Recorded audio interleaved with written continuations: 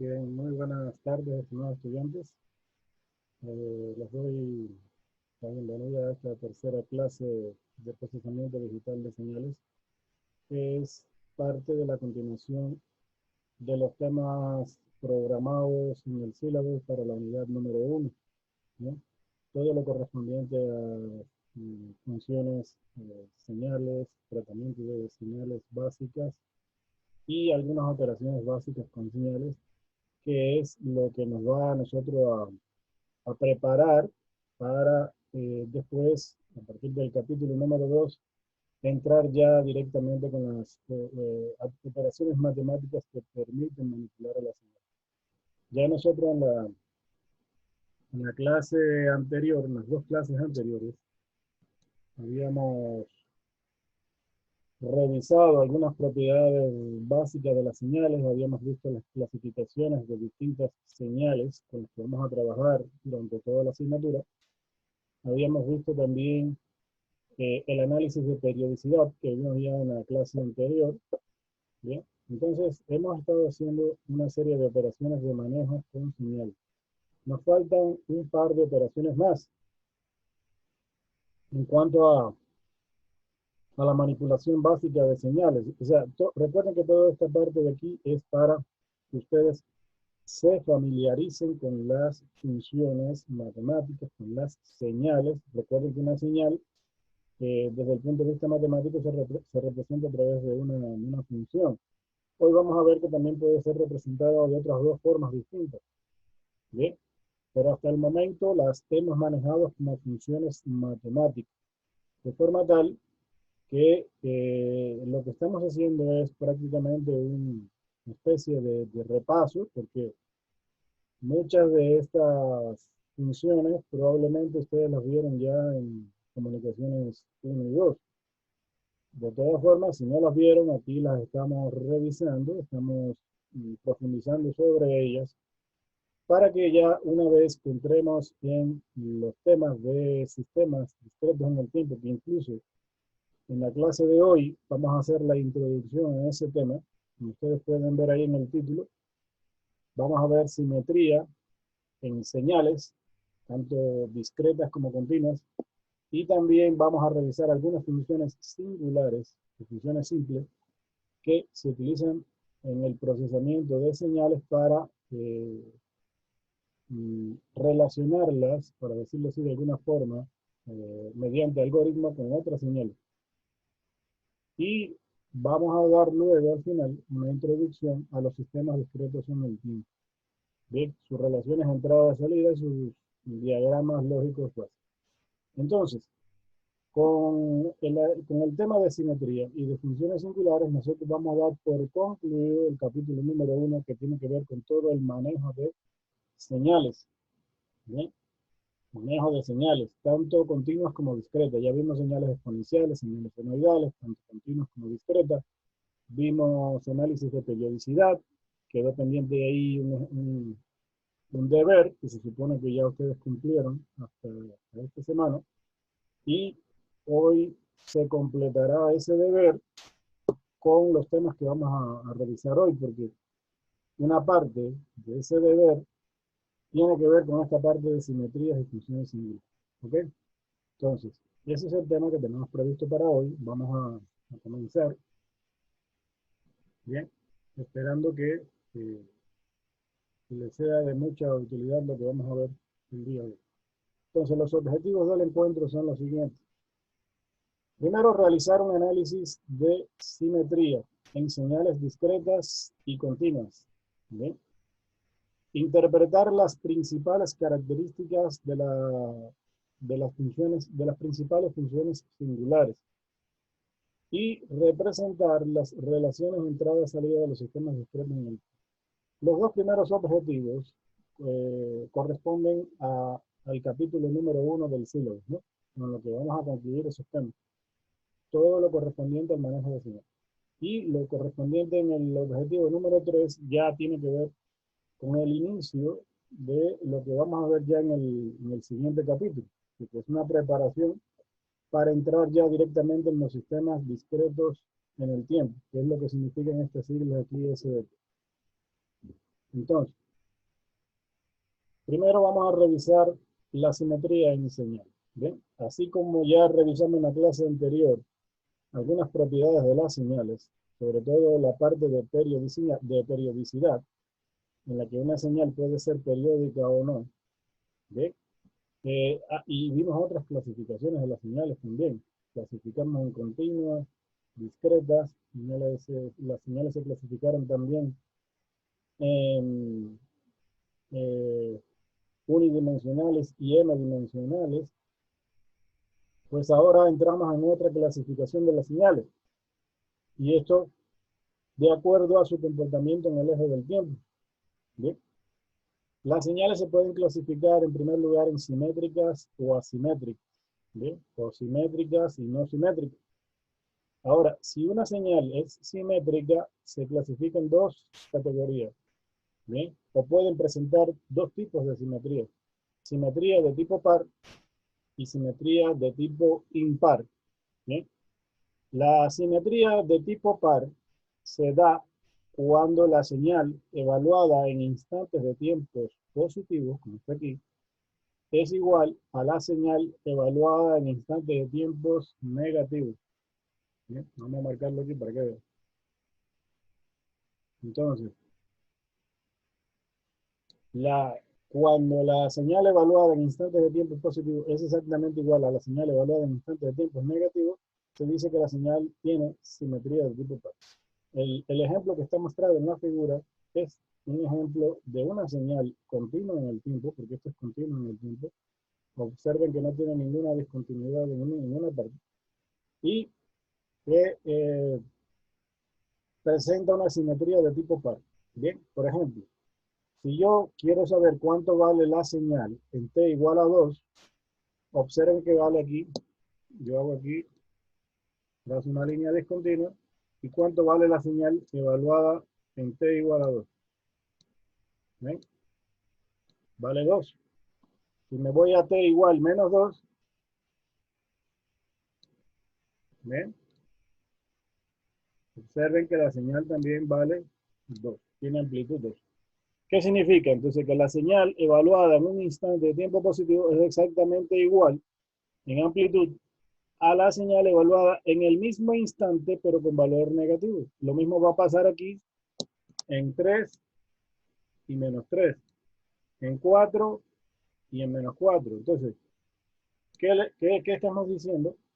Que lo que ocurre con la señal evaluada en los instantes de tiempo positivos, en todos estos instantes positivos, es exactamente igual a lo que ocurre a la señal evaluada en los mismos instantes de tiempo, pero con signo negativo. ¿Bien? Cuando se da este tipo de situación, se dice que la señal es simétrica y de tipo par.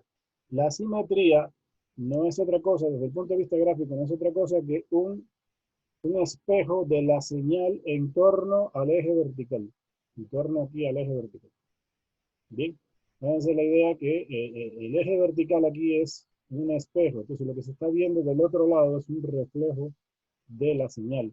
Entonces, la señal normalmente se vuelve simétrica de tipo par entre los cuadrantes 1 y 2. ¿Bien? Entre los cuadrantes 1 y 2. ¿Bien? Eso es de tipo par. La misma situación se puede dar cuando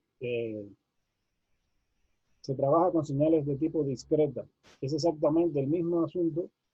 ¿Bien? La señal evaluada en instantes de muestreos positivos es exactamente igual a la señal evaluada en los mismos instantes de tiempo, pero negativo. ¿Bien? En la siguiente lámina vamos a ver eso con una señal discreta. Vamos a borrar esto para que no se quede aquí en la grabación. ¿No? Y continuamos.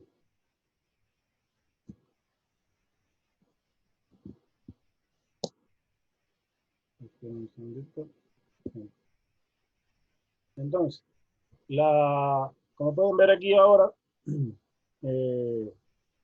tenemos una señal discreta en el tiempo, donde hay un conjunto de muestras finitas, ¿ven? Y observen que en torno a 0 ocurre exactamente lo mismo a la derecha que a la izquierda. Por ejemplo, en 1 tengo una muestra de 3, en menos 1 tengo una muestra de 3 también. En 2 tengo una muestra de menos 2 y en menos 2 tengo una muestra de menos. Y así sucesivamente. Observen que el asunto no es con la amplitud de la señal no varía. ¿Ok? El asunto está dado por lo que pasa en el eje del tiempo, ¿no? Y entonces eso tiene que tenerlo muy presente. Entonces, esta es una señal que tiene simetría de tipo par. Lo que ocurre acá del lado derecho en los instantes de tiempo positivo es exactamente lo mismo que ocurre en los instantes de tiempos negativos. ¿Bien? Fácil. Continuamos.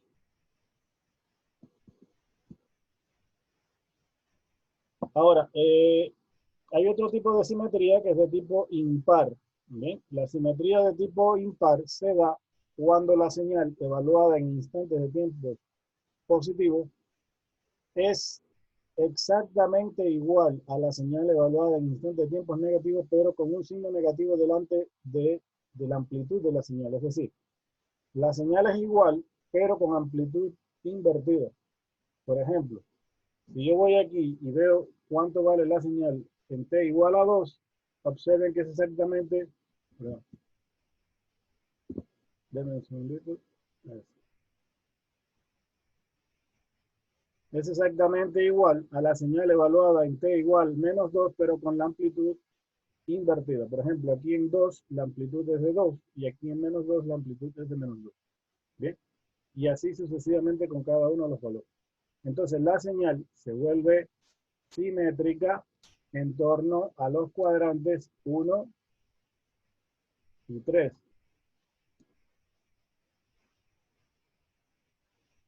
¿Bien? En torno a los cuadrantes 1 y 3. Es decir, que se vuelve simétrica en torno a una línea imaginaria, que la voy a trazar así, que pasa por los cuadrantes 2 y 4. ¿Ven? Entonces, esta es la situación con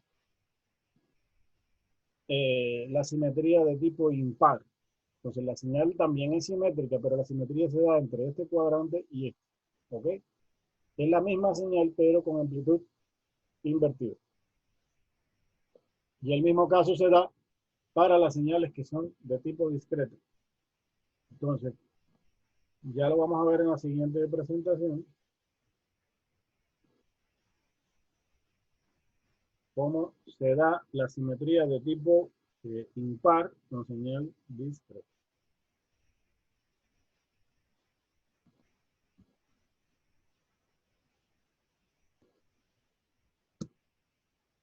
Aquí tenemos el caso de la simetría impar, pero con señal discreta. Observen que en 1 tengo una amplitud de menos 3 y en menos 1 tengo la amplitud contraria. O sea, el mismo tamaño de muestra, pero con amplitud de signo contrario.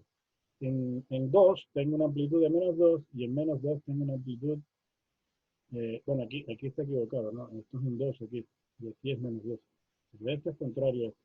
Aquí es menos 1 y aquí es 1. ¿Ven? Entonces, así funciona la simetría de tipo impar. Se puede dar lo mismo en señales continuas que en señales discretas. ¿Ok? Aquí tenemos otro ejemplo, ¿bien? Con señales discretas. Esta señal que está aquí a la izquierda presenta una simetría de tipo par.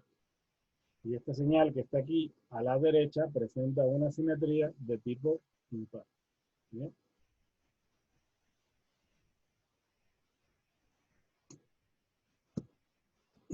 Entonces, una señal, ¿bien? Cualquier señal se puede descomponer en su parte par y su parte impar. ¿Sí? La regla dice que cualquier señal se puede descomponer en su parte par y su parte impar. La suma de la parte par más la parte impar de la señal debe dar la señal original. ¿Sí?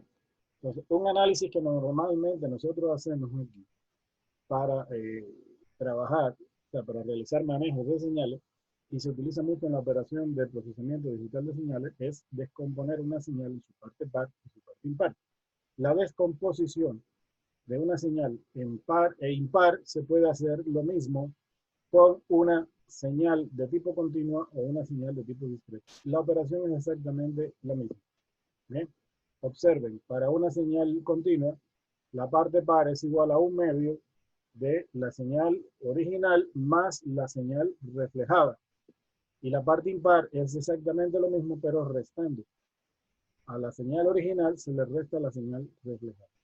Y lo mismo va a ocurrir con la señal discreta. A la señal original se le suma la señal reflejada para la parte par y para la parte impar a la señal original se le resta la señal reflejada. Y todo eso se multiplica por 1/2, es decir, a la mitad de la amplitud. Entonces, de esa forma, cualquier señal se puede descomponer en su parte par y su parte impar. Así no sea simétrica, ¿ok? Así no sea simétrica, se puede descomponer en dos partes. Entonces, esa es la forma en que vamos a realizar un análisis. Como ustedes pueden ver, tanto en una operación como en la otra, se trabaja con la señal original y la reflejada. Así que lo recomendable es dibujar la señal original, que normalmente me la dan de datos, y debajo de ella dibujar la señal reflejada, que ya eso lo vimos en la clase anterior, cómo se logra la reflexión. Aquí tenemos un ejemplo. ¿Ven? Aquí les traje un ejemplo con una señal continua. Tenemos esta señal que es continua en el tiempo. Entonces, ¿qué tendría que hacer yo primero? Reflejar esta señal. ¿Ok? Lo aconsejable es aquí dibujarla debajo, ¿no? Se coge, se hace un dibujo aquí. Yo le voy a hacer aquí tentativamente, por los problemas que presenta aquí el lápiz, ¿no? ¿Sí? Y usted se dibuja esta señal, que sería algo así.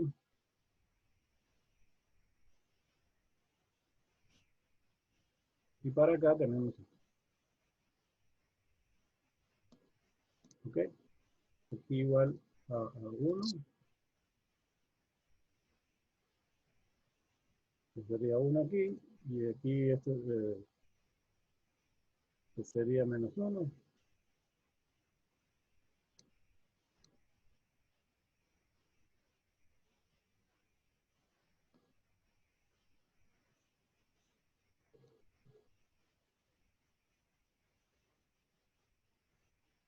¿Bien? Entonces, ¿qué es lo que hice aquí? Dibujar la señal X de menos T. ¿Bien? La señal reflejada. Es decir, lo que voy a tener aquí en 1 es lo que voy a tener aquí en -1. Lo que voy a tener aquí en 2 es lo que voy a tener acá en -2. Y así sucesivamente. ¿Ok? Esa es la señal reflejada. Entonces, lo aconsejable es que usted la dibuje de aquí, debajo de esto. ¿Bien? Claro que ustedes la pueden dibujar mucho mejor que lo que estoy haciendo yo aquí, pero esto es para que tengan una idea. Y entonces, para encontrar la parte par, aplico la fórmula que es 1/2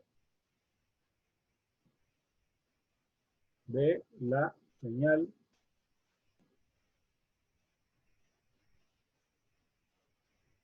original más la señal reflejada. Ahora bien, en señal continua, como ustedes ven, ocurren transiciones aquí por intervalo. Aquí lo aconsejable es ir analizando intervalo por intervalo. Por ejemplo, para yo sumar aquí, yo podría empezar con el intervalo de 0 a 1 y coger unos 2 o 3 puntos dentro del intervalo. Por ejemplo, ¿qué pasa aquí en 0? Entonces, ¿cómo se suman dos señales? Se suma lo que valga la señal aquí, en esta señal original, por ejemplo, en 0, más lo que vale la señal original aquí en la señal reflejada, igual en 0. Después puedo coger aquí un punto intermedio, por ejemplo, puede ser este de aquí 0,5 y también aquí 0,5. Bien. Y ver, observar qué pasa aquí. sea, cuánto toma la señal aquí en 0.5 y cuánto toma la señal aquí en esta otra señal que es la reflejada en 0.5. Bien, sumar este valor de amplitud con este valor de amplitud y dividirlo para 2. Y de esa forma se coloca aquí este valor que es de 0.5. ¿Ve? Esa es la idea. Por ejemplo, aquí en 0. 0 más 0 es 0. ¿Ok? Y dividido para 2, pues por supuesto que también es 0. Por lo tanto, aquí la señal toma el valor de 0. ¿De acuerdo?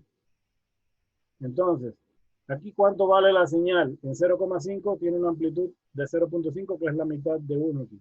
Aquí también tiene la amplitud de 0,5. Por lo tanto, 0,5 más 0,5 es 1.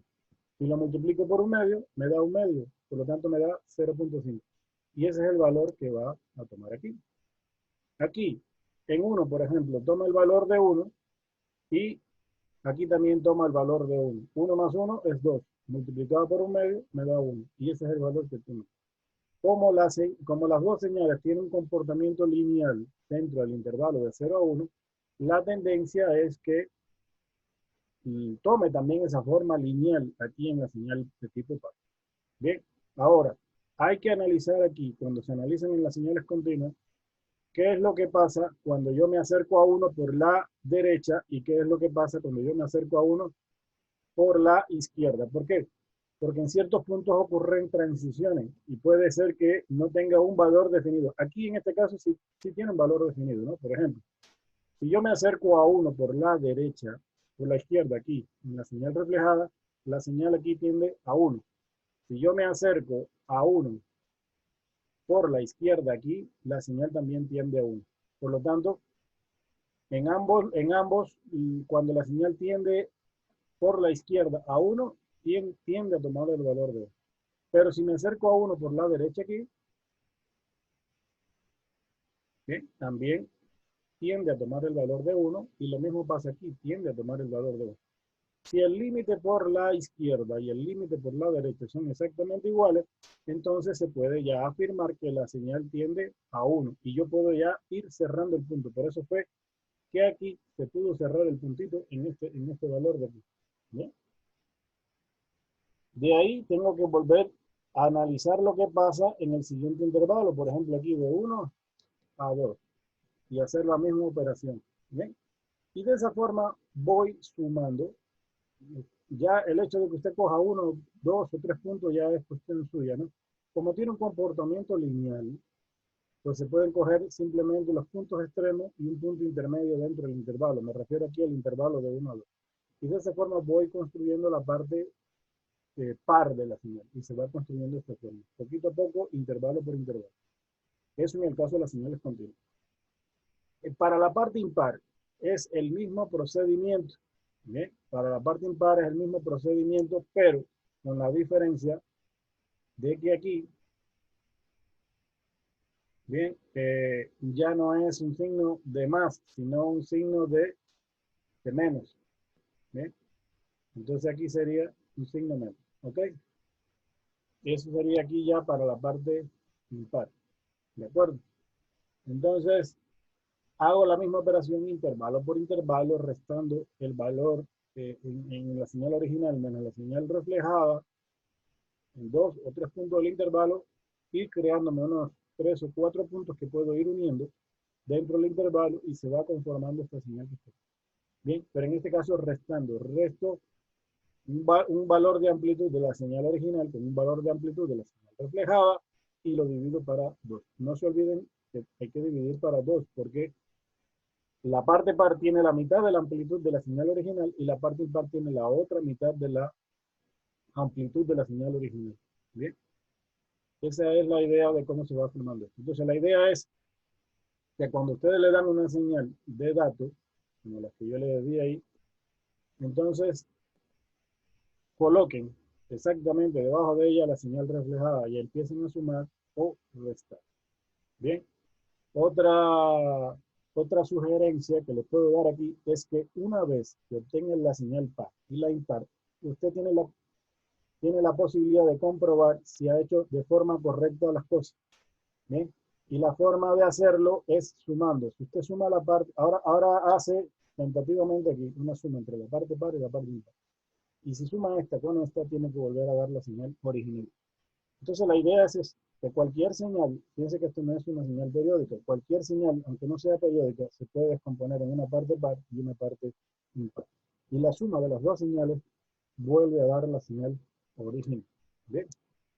Ahora, en el caso de las señales discretas es un poco más fácil, ¿bien? Porque aquí lo que se suma es una señal con la otra, ¿no? De esta misma forma, usted igual lo que tiene que hacer aquí es dibujar aquí debajo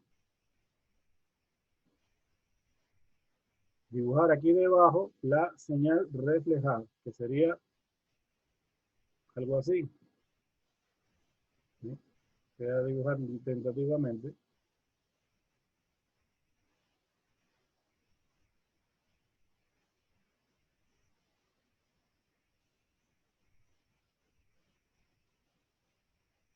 Bien, esto sería x de menos l.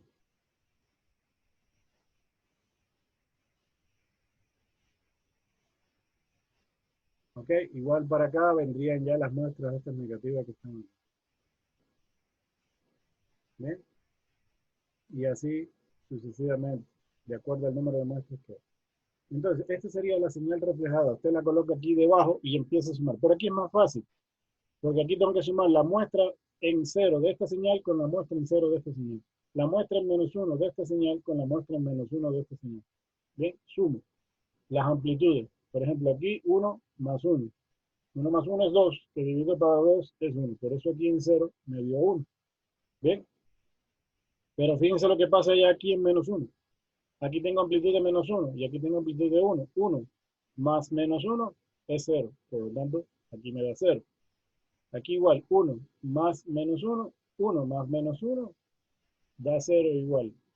Y lo mismo va a pasar acá. 1 más menos 1 da 0.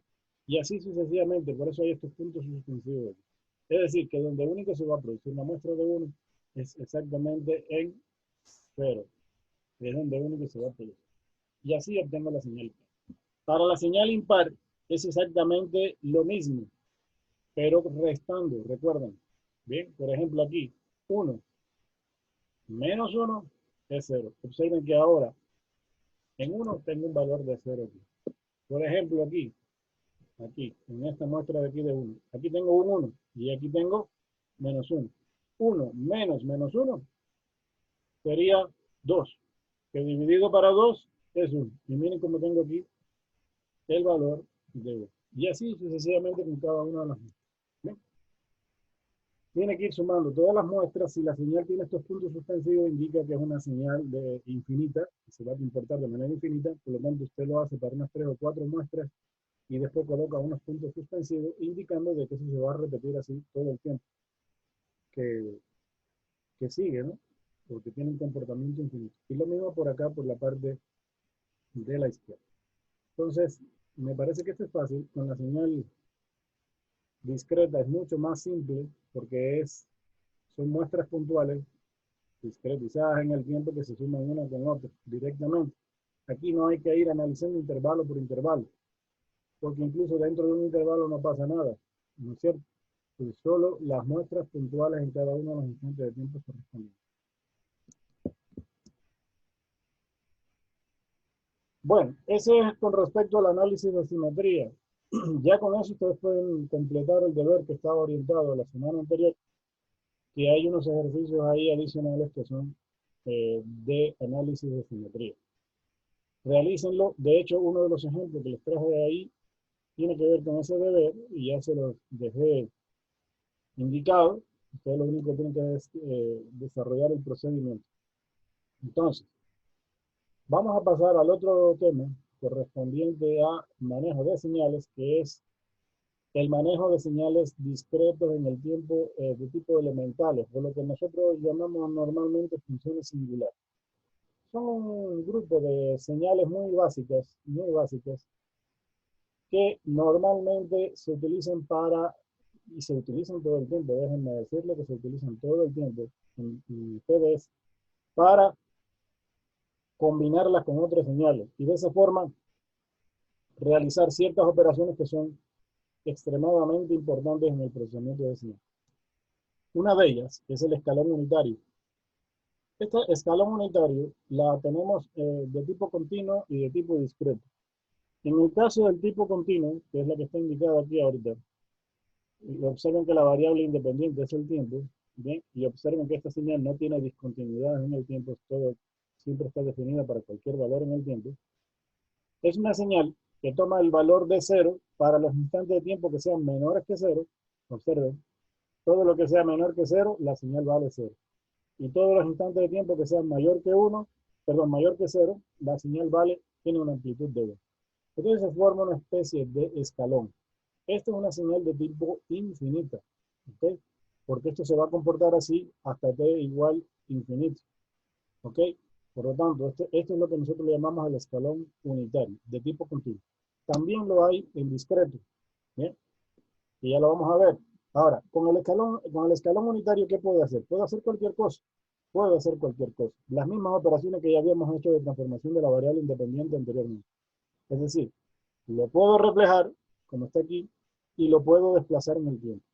Este ejemplo que está mostrado aquí es un escalón unitario que ya fue reflejado previamente, es decir, se reflejó hasta aquí, y se retardó una unidad en el tiempo. Observen que la transición aquí no ocurre en 0, sino en 1. ¿Por qué? Porque hay un retardo de una unidad en el tiempo. Recuerden que esto implica un desplazamiento hacia la derecha, porque se está trabajando con la señal reflejada. Eso lo vimos desde la clase anterior. Entonces lo que tengo aquí es un escalón unitario que ya ha sido reflejado. ¿Y por qué sé que está reflejado? Porque la variable independiente, que es el tiempo, tiene un signo negativo delante. ¿Y por qué sé que ha sido desplazado? Por este valor de aquí que me indica que hay un corrimiento de una unidad en el tiempo hacia la derecha, lo cual implica un retardo de la señal escalón unitario reflejado. Conclusión, que yo con el escalón unitario puedo hacer lo mismo que hice con cualquier otra señal, ¿bien? Reflejarlo, desplazarlo, cambiarle la escala, hacerlo cualquier cosa.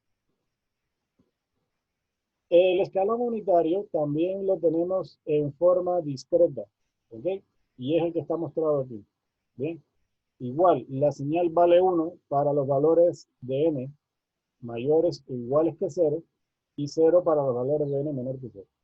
Bien, se parece bastante al escalón unitario continuo, solo que la señal no está definida para todo instante de tiempo, sino en ciertos instantes de tiempo discretos, es decir, en 1, en 2, en 3. Recuerden que en las señales discretas el tiempo solo toma valores enteros. Puede tender desde menos infinito a más infinito, pero solo tomando valores enteros. Nosotros no sabemos lo que pasa entre 0 y 1, ni entre 1 y 2. Sí sé lo que pasa en 1, sí sé lo que pasa en 2, pero no sé lo que pasa entre 1 y 2, ni interesa tampoco, porque esa no es la idea con las señales digitales.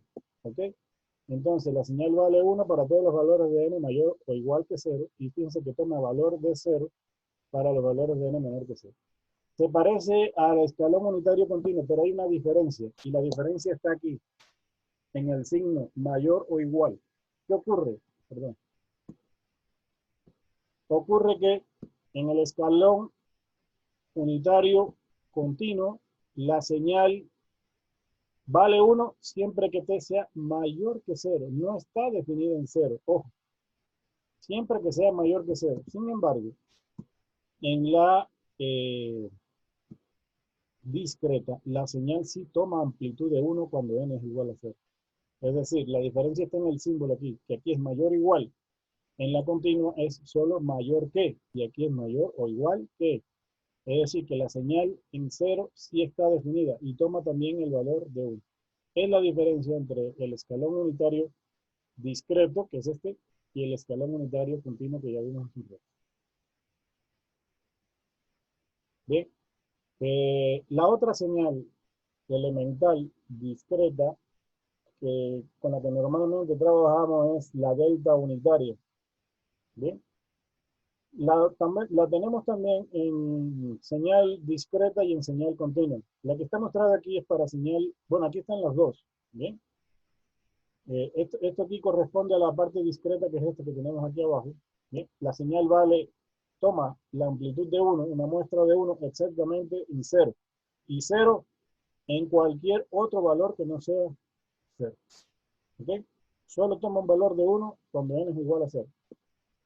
Lo mismo va a ocurrir cuando la señal es continua, pero en continua se representa con una delta, es decir, con una flecha que tiene aquí una saeta.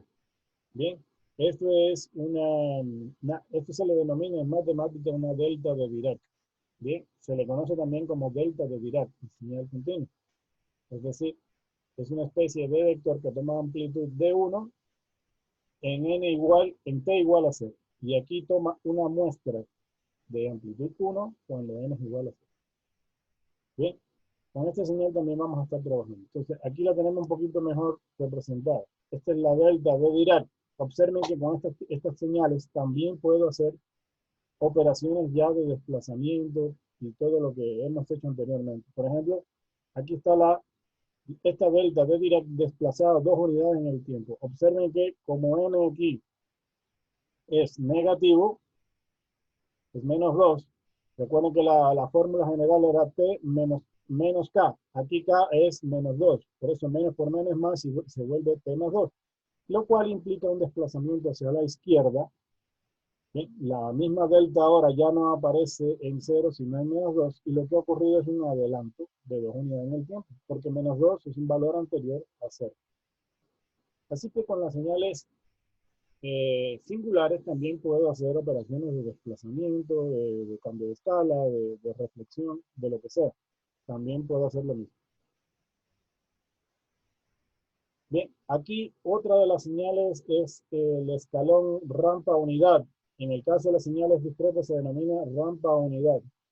Bien, es una señal que va incrementando su amplitud en la misma medida en que n aumenta. Por ejemplo, cuando n vale 0, la señal toma el valor de 0.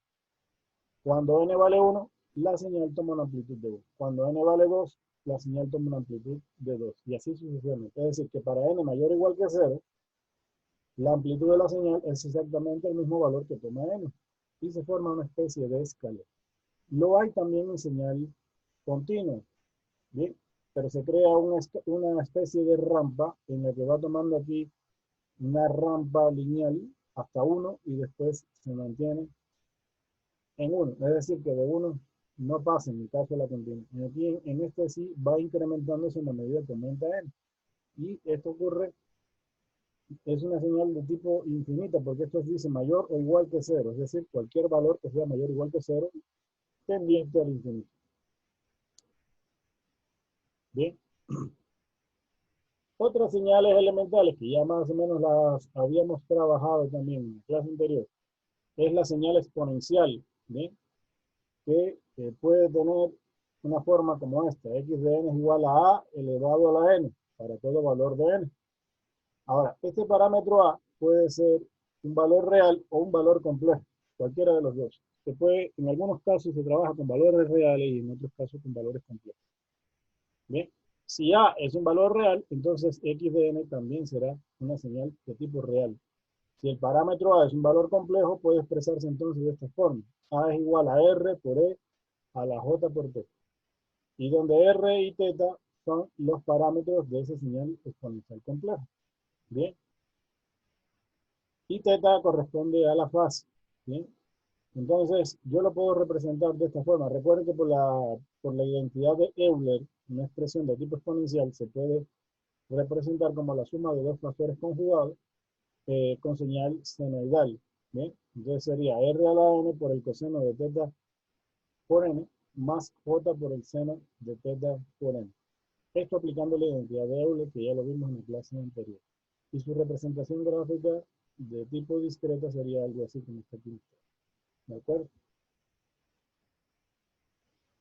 Entonces, aquí hay una ampliación de lo que le acabo de decir. Bien. Entonces, las señales exponenciales, que también se pueden dar de tipo continuo, ¿bien? Y pueden ser de tipo real o complejas. Por ejemplo, si A es real, la señal será real. Por ejemplo, aquí le está diciendo perfectamente que A pertenece al conjunto de los números reales, por lo tanto, eso sería una señal real. Ahora, observen la forma en que ya tomaría la amplitud. En este caso R aquí vale 2. y θ aquí vale 0.3. Por lo tanto, tenemos la señal de tipo real, una señal exponencial de tipo creciente y una señal de tipo exponencial de tipo decreciente. Bien, el signo negativo aquí o positivo en el exponente es lo que determina si la señal es creciente o decreciente. ¿De acuerdo? Bien, entonces aquí también tenemos lo mismo, pero en el que A ahora no pertenece a los reales, sino pertenece al conjunto de los números complejos. Entonces, si A pertenece a los números complejos, aquí se van a dar dos situaciones. Primero, que se puede representar esto como la suma de dos factores conjugados, donde una de ellas, esto representa la parte real y la otra la parte imaginaria. Entonces, aquí tenemos la representación de la parte real de la señal y la parte imaginaria de la señal. ¿Sí? Entonces, son señales complejas en el que A toma un valor complejo y tiene una parte real y una parte imaginaria. ¿Bien? Y ahora, ya con esas dos cosas que quedaron pendientes de la clase anterior, damos por concluido la parte correspondiente al trabajo con señales en general. Hemos hecho con estas tres clases hasta hoy un repaso, una revisión de los diferentes tipos de señales con las que vamos a trabajar. ¿Bien? Hemos visto su representación funcional, sus características matemáticas, sus representaciones gráficas y algunos tipos de análisis básicos que se le hacen a las señales, como el análisis de simetría, análisis de periodicidad. ¿Bien? Y con eso creo que hemos hecho un repaso, bien, de cómo trabajar con las señales, cuáles son. Esa es la idea, ¿no? O sea, la idea hasta ahí es eso, familiarizarnos un poco con las señales, porque ya ahora, a partir de aquí, de este tema, entramos ya propiamente en lo que significa el procesamiento de señales, ¿no?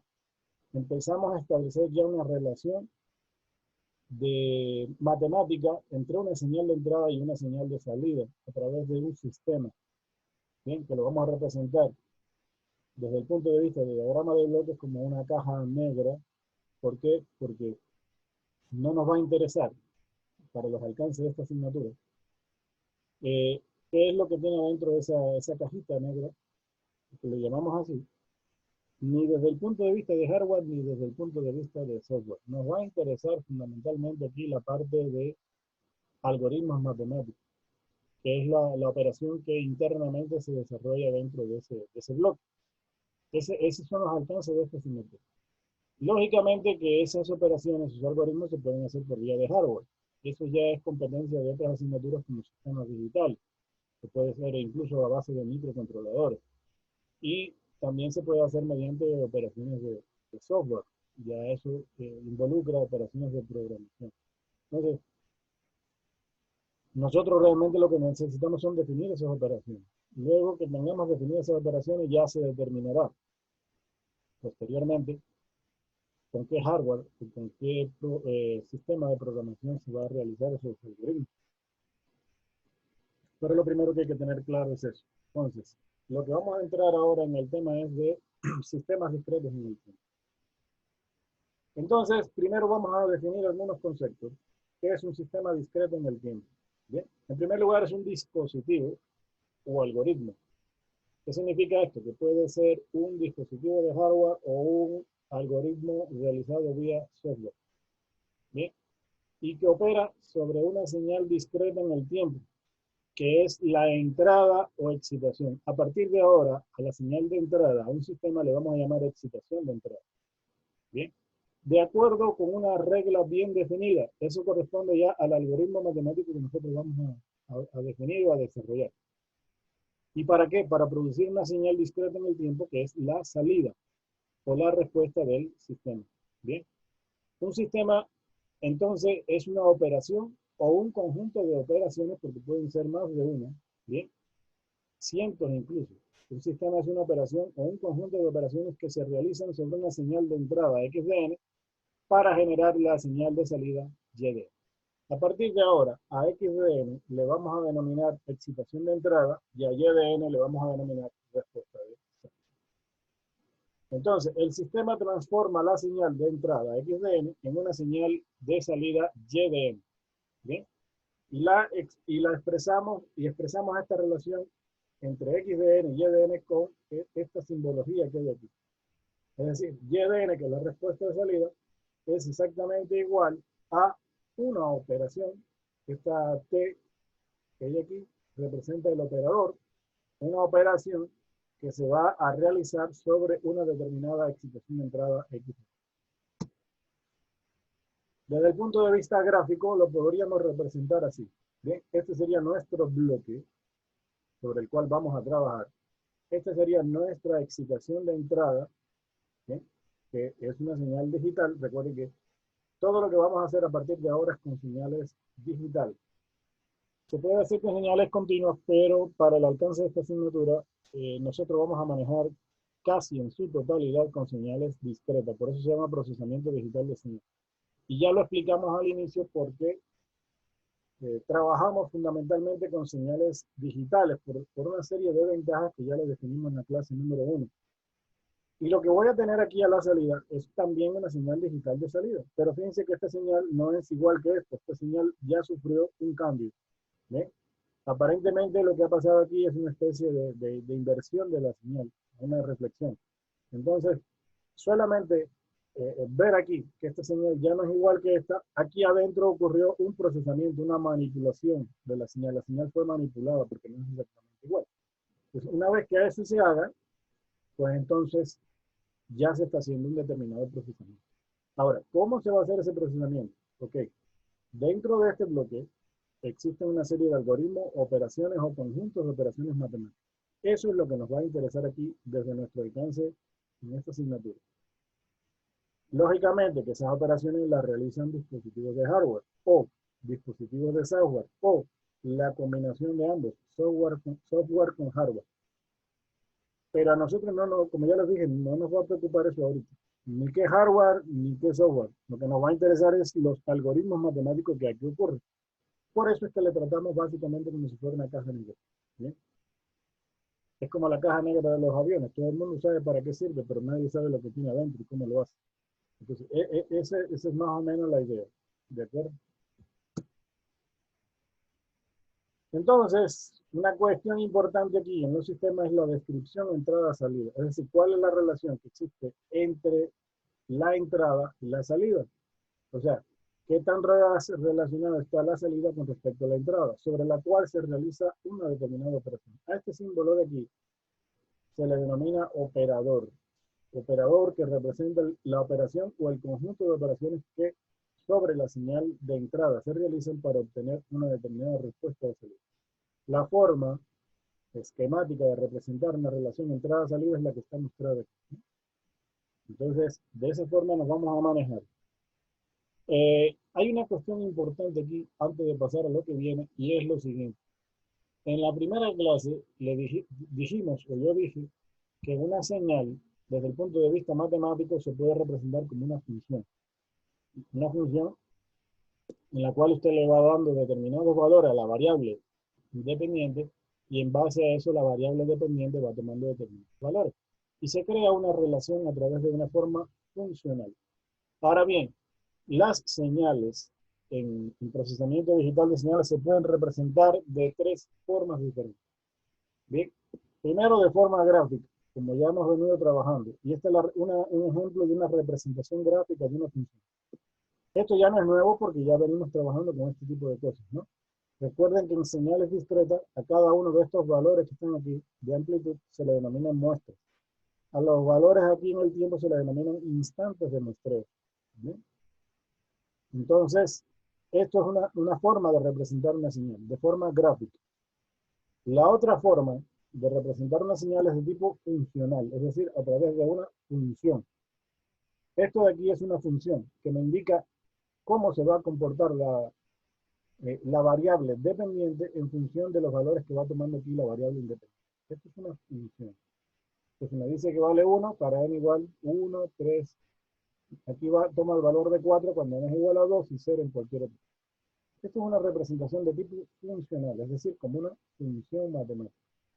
La otra forma es una representación tabular, es decir, una tabla. Algo parecido a las tablas que nosotros hacemos en Excel cuando queremos graficar una función. Hacemos una tablita en la que en una columna le damos todos los valores que va tomando la variable independiente y en la otra columna se establecen todos los valores que va tomando la variable dependiente dependiendo de la relación matemática entre la variable independiente y la variable dependiente. Es decir, se representa también mediante una tabla de valores. Y la otra forma de representar a una señal, que esta sí la vamos a utilizar a partir de ahora, es la representación como secuencia, es decir, de forma secuencial. Es una secuencia de valores que se obtiene a partir de su relación funcional, ¿bien? En la que se separan por coma cada uno de los valores de muestra. Todo lo que está indicado aquí, todos estos valores son las muestras, los tamaños de muestra. Los instantes de tiempo no se marcan aquí cuando se utiliza una secuencia. Solo se utiliza una flechita debajo de la muestra que corresponde al instante n igual a 0. Es decir, la flechita indica que esta es la muestra, el tamaño de muestra cuando n es igual a 0. 1 es el tamaño de muestra cuando n es igual a 1. 4 es el tamaño de muestra cuando n es igual a 2. Es decir, estoy haciendo un conteo hacia la derecha o un conteo hacia la izquierda, pero los instantes de tiempo no se colocan. Solo se colocan los valores de las muestras. Entonces, esto de aquí es una forma secuencial. En cuestiones de trabajo con señales discretas, es muy aconsejable trabajar con esta representación secuencial.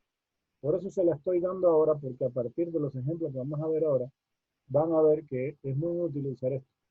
¿Bien? Y con esto me puedo ahorrar, en algunos casos, la parte gráfica. Aunque la parte gráfica es muy importante porque da una información visual muy rápida de cuál es el comportamiento de la señal.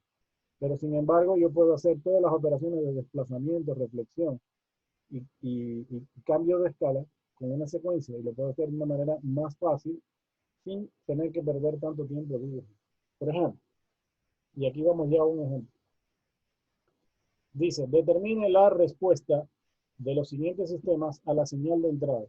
Me dan una señal de entrada, x de n, donde la señal toma los siguientes valores. Módulo de n cuando n es mayor o igual que menos 3 y cuando n es menor o igual que 3. Y 0 en cualquier otro caso. ¿Sí? Entonces, es una señal finita, que normalmente está definida entre menos 3 y 3. Y para cada uno de los valores que toman entre menos 3 y 3, la señal vale el módulo de n. ¿Bien? Y nos dicen, determine la respuesta de salida de la siguiente relación. Aquí me dan, esto que está aquí se denomina relación entrada-salida. ¿Qué relación hay entre la entrada y la salida? Me está diciendo aquí en este primer ejemplo que la salida es exactamente igual a la entrada. Como la salida es igual a la entrada, a este sistema se le denomina sistema identidad. ¿Okay? Pero lo primero que vamos a hacer es que esta señal de aquí, que está representada en forma funcional, la vamos a representar en forma secuencial. ¿Y qué se hace para eso? Ir dándole valores a n en el rango del intervalo que está definido aquí. Por ejemplo, ¿qué pasa cuando n es igual a 0? Bien, la señal toma el valor del módulo de 0, que en este caso sería 0. ¿Qué pasa cuando n es igual a 1? Y sería en esta posición de aquí. Cuando n es igual a 1, entonces la señal toma el módulo de 1, que sería 1. Cuando n es igual a 2, la señal toma el módulo de 2. Y así sucesivamente. Y me quedarían los valores 1, 2 y 3. En los instantes 1, 2 y 3. ¿Bien? Ahora, ¿qué pasa cuando n es igual a menos 1? Cuando n es igual a menos 1, la señal toma también el valor de 1 porque hay que aplicarle el módulo.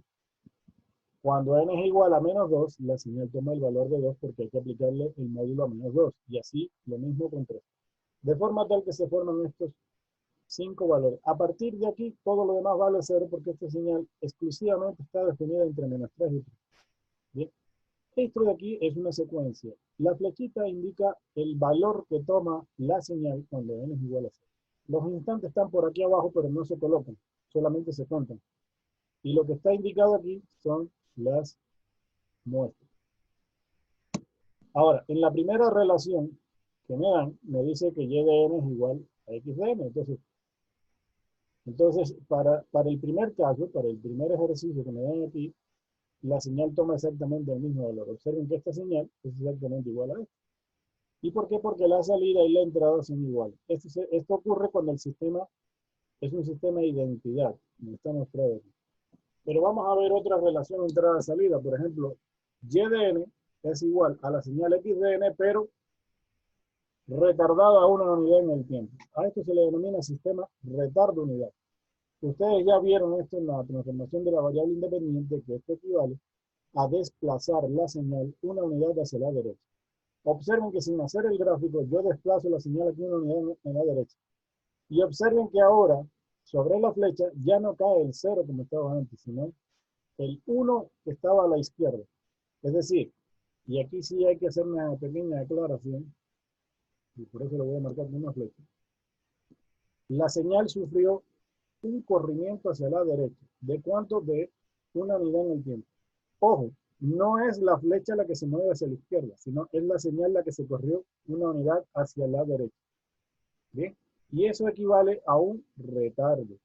¿Okay? Un retardo en el tiempo. Eso ya lo vimos cuando vimos la transformación de la variable independiente. Aquí también tenemos el caso de x más 1. Ahora ocurre que la señal se corrió una unidad hacia la izquierda. Y observen que la flecha que antes estaba aquí en 0, ahora aparece aquí en el 1 que está a la derecha. Ojo, no es, repito, no es la flecha la que se mueve. La que se movió es toda la señal, una unidad para acá. Se creó un corrimiento. A esto se le denomina adelanto unitario y a este anterior retardo unitario. Esto, al hacer esto, ya estoy transformando la señal. ¿Bien? Aquí hay otro ejemplo, dice, y de n es igual a un tercio de x de n más 1 más x de n más x de n menos 1. ¿Qué es lo que se está haciendo en esta operación? ¿Eh? Que se coge a la señal x de n y se le suma la señal evaluada en el instante anterior y en el instante siguiente.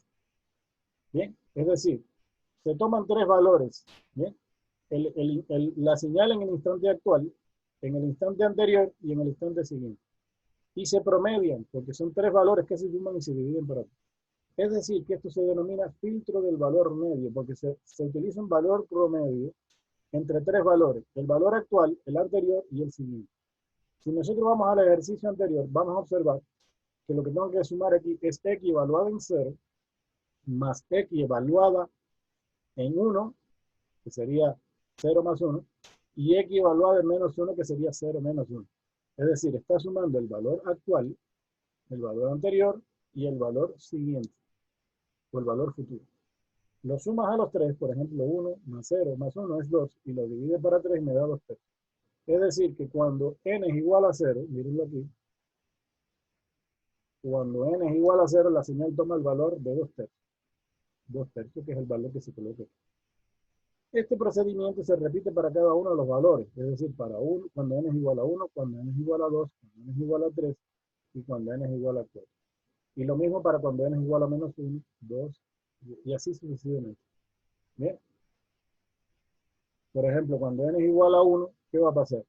Que se va a sumar el valor que tenía en 0, que era 0, más el valor que tenía en, eh, en 2, sería 1 más 2, que sería 3, y dividido para 3 me da 1. Y así voy completando con cada uno de los valores. Va repitiendo cada una de estas operaciones. De forma tal que se crea toda la secuencia para los 5 valores correspondientes. ¿De acuerdo?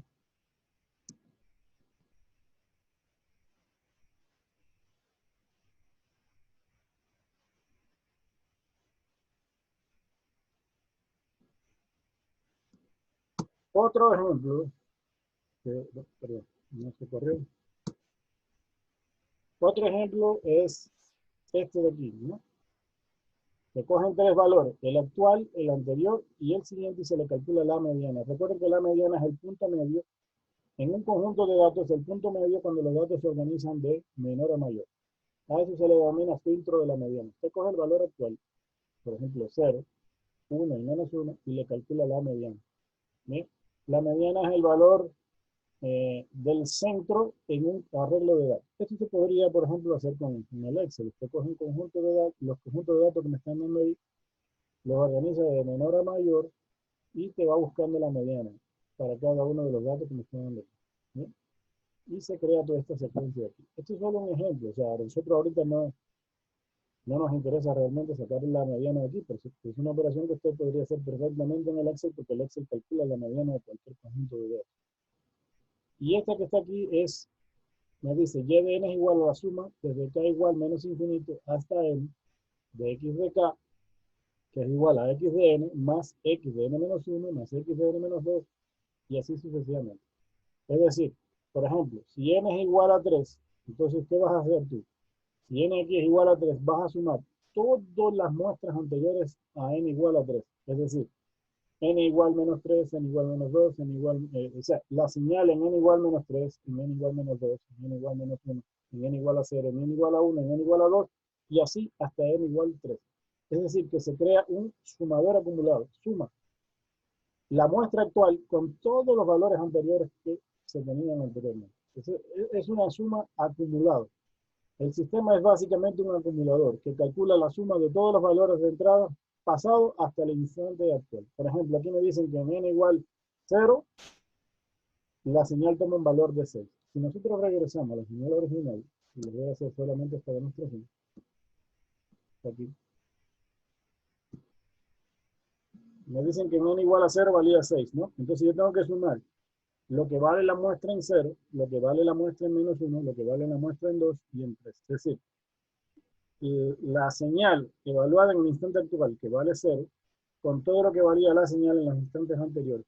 Aquí valía 1, 2 y 3. 2 más 3 es 5, más 1 es 6. Más 0 sigue siendo 6. Y eso es lo que me está diciendo aquí. ¿Sí? Que cuando n es igual a 0, vale 6. Si n es igual a 1, entonces se le suma la amplitud de la señal cuando n es igual a 1, que es, valía 1. Entonces 6 más 1 es 7. Cuando n es igual a 2, la señal toma el valor de 2. Como hasta aquí tenía 7, a 7 le tengo que sumar los 2 más y me da 9. Y cuando n es igual a 3, la señal toma el valor de 3. Como hasta aquí, hasta el valor anterior, tenía una suma acumulada de 9, a 9 le sumo 3 y tengo 2. Y así de esa forma se va creando toda esta serie. A eso se le denomina sumador acumulado. Bien. Y por último tenemos los diagramas de bloques de los sistemas discretos en el tiempo. ¿Okay? Entonces,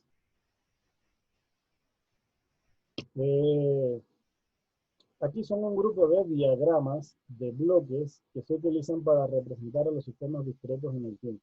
¿Bien?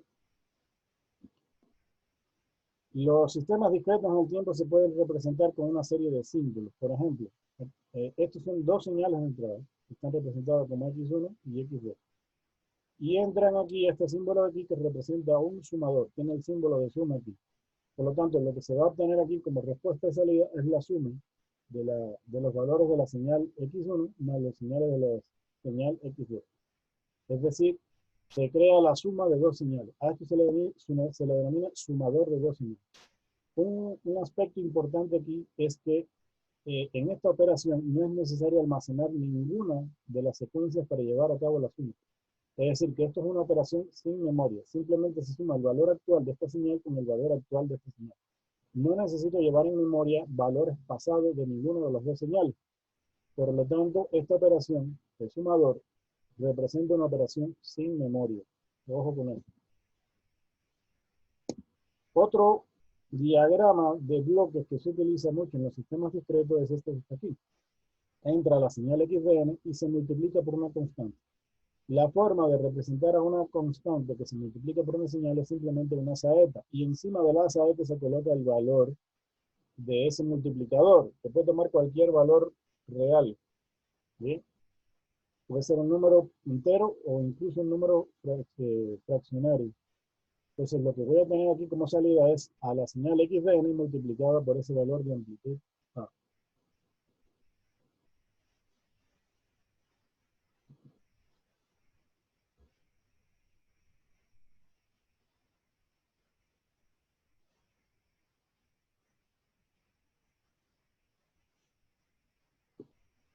Entonces, el otro es el multiplicador de señal. Aquí se ve que la figura ilustra la multiplicación de dos secuencias de señal para formar otra secuencia, que es el producto. designada en la figura por y de n, como en los dos casos anteriores. Se trata también de una operación sin memoria. Observen que aquí tengo el multiplicador, el símbolo de multiplicación. Aquí entra una señal y por aquí entra. Lo que tengo aquí a la salida es la multiplicación de la señal x1 con la señal x2. ¿Bien? Igual es una operación sin memoria porque se multiplica el valor actual de esta señal con el valor actual de esta otra señal. Yo no necesito llevar en memoria ningún valor pasado o futuro de la señal. El otro es el elemento retardo unitario, que ya vimos cuál es la operación esta que representa esto ya en transformación de la variable independiente, representa un retardo de una unidad en el tiempo. Desde el punto de vista gráfico, se representa así. Entra la señal x de n, un bloquecito cuadrado con z a la menos 1.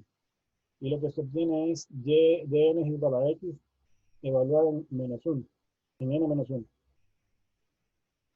Entonces el retardo unitario se representa con z a la menos 1. Si el valor del exponente es positivo, que no se coloca, porque sería z a la 1 aquí, entonces ocurre un adelanto unitario. O sea, estos dos esquemas son iguales, pero este representa un retardo y este es un adelanto. Estos sí son operaciones con memoria, porque aquí yo tengo que tomar en cuenta cuánto valía el valor anterior de la señal. ¿Ok? Y esto también es otra operación con memoria porque tengo que llevar en memoria lo que vale la señal en un valor futuro. Entonces, estas dos operaciones sí corresponden a operaciones con memoria, a diferencia de las dos anteriores. Bueno, aquí hay un ejemplo que yo se las voy a dejar propuesto para que ustedes después lo realicen con calma en la casa, pero ya les tengo la solución colocada aquí. Dice, utilizando los bloques básicos que acabamos de representar, dibuje el diagrama de bloques del sistema discreto en el tiempo descrito por la siguiente relación de entrada-salida. Y de n es igual a un cuarto multiplicado por y de n menos 1 más un medio de x de n más un medio de x de n menos 1. Una cuestión importante aquí es lo siguiente, y por eso estaba trazado aquí con líneas discontinuas. Todo esto con líneas discontinuas representaría todo el bloque, y lo que está dentro de las líneas discontinuas sería la operación matemática que nosotros vamos a realizarle a la señal. Pero ahora la operación matemática ha sido representada a través de diagramas de bloques, no con función matemática. Aquí está como una función matemática y aquí está como un diagrama de bloques. Entonces, lo usual es que si x de n es la entrada, pues se coloca a la izquierda de todo este bloque que está aquí. Y si y de n es la salida, se coloca a la derecha de todo este bloque que está aquí. Entonces, para hacer estas dos operaciones que son con la entrada, observen que aquí tengo x de n y x de n es retardada. Entonces yo tengo aquí a x de n y por una parte de aquí, como una derivación, y lo primero que hago es retardarla en el tiempo. Le aplico un bloque de retardo. Ya aquí tendría x de n menos 1, y me está diciendo que a x de n menos 1 le multiplique por un medio. Entonces, sería utilizar un símbolo aquí de multiplicador por constante. La constante en este caso es 0,5. Por otro lado, aquí viene x de n y se multiplica por una constante, porque aquí tengo esta otra parte de la señal, en que a la señal original se le multiplica por una constante, sin hacerle ningún retardo. Entonces tengo la señal retardada multiplicada por una constante y tengo la señal original multiplicada por una constante. Ambas entran al sumador y se suman. Entonces tengo esta operación de suma que está aquí. Hasta este punto tengo todo lo que corresponde a este bloquecito de aquí. ¿De acuerdo? Ahora, posteriormente me dice que a la señal de salida le hago un retardo. Entonces tengo que tomar una muestra de la salida, aplicarle un retardo y después multiplicarlo por un cuarto. Y eso también tengo que sumarlo. Puedo utilizar aquí dos símbolos de sumador. Fíjense que tengo uno y dos aquí. Eso implica que podría, desde el punto de vista gráfico, utilizar dos sumadores, aunque prácticamente es la misma operación de suma. Pero puedo hacer utilizando dos sumadores. Entonces, por un lado entra esta parte de aquí, que corresponde a este lado de aquí, a este sumador, y por el otro lado entra todo este bloque de acá. ¿Bien? Hay una cosa que yo puedo hacer, y es sacar aquí, como tengo un medio aquí y un medio aquí, sacar un factor común. ¿Bien? Como por ejemplo aquí. Matemáticamente, esta señal y la anterior es exactamente lo mismo, pero se hizo un pequeño arreglo, solamente sacando un factor común en estas dos señales que tenían el mismo factor de multiplicación. Y el diagrama cambia un poco, sobre todo en esta parte de aquí. que ahora cojo la señal, le hago simplemente un retardo, cojo la señal de forma directa, no le hago ningún retardo, la sumo a las dos, y a las dos sumadas les multiplico por un medio. Entonces, lo que me estoy ahorrando aquí es un símbolo de una constante aquí. ¿Bien? Optimizo un poquito más el diagrama. ¿Bien? La otra parte sí quedaría igual que la anterior. Los dos diagramas serían válidos. Usted puede hacer el uno o el otro como usted prefiera y los dos serían válidos. Observen cómo le colocan aquí caja negra, porque realmente nosotros no vamos a ver desde el punto de vista de hardware ni de software cómo se realiza esto por el momento. Más adelante sí haremos una simulación con MATLAB y de esa manera vamos a simular cómo se realizan cada una de estas operaciones. Pero observen cómo yo puedo esta operación matemática representar de manera gráfica. Esta es una forma de manejar a los sistemas discretos. Con esto hemos dado la introducción para lo que viene después, porque ya a partir de la siguiente clase comenzamos a realmente analizar en más detalle ya los sistemas discretos. Ya sabemos qué cosa es una relación entrada-salida, ya sabemos cómo es el diagrama de bloques de un sistema discreto y también sabemos cómo es precisamente la representación gráfica de los sistemas discretos.